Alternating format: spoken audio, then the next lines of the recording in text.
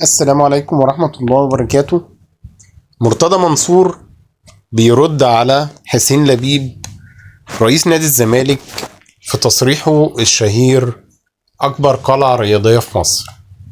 بيقول مرتضى منصور لموقع تليجراف مصر: أكبر قلعة رياضية في مصر الهرم خوفو، في قلعتين خوفو وخفرع، وفي كومبارسات كتير مراهقين زي حسين لبيب، بس في نجوم في كرة اليد زي حسن صقر ومصطفى الأحمر. عيب لاعب معتزل بقاله فترة شيكابالا يخليك ترقص زي سوفيناز ولورديانا. ده اللعيبة كانت بتقعد أسبوعين عشان تدخل لي. عمرك شفتني برقص؟ عيب يا أخي، احترم سنك، انت مش صغير. مرة تضربوا بعض جوه النادي بالجزم، ودلوقتي شغال رقاصة.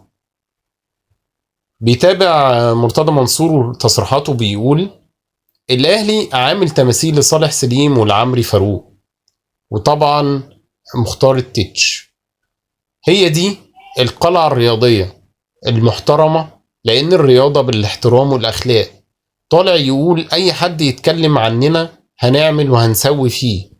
ده انا في عز خلافي مع الخطيب عمري ما قلت كلمة واحدة عن الاهلي، وطول عمري بقول الاهلي نادي كبير وجمهور عظيم. ده كان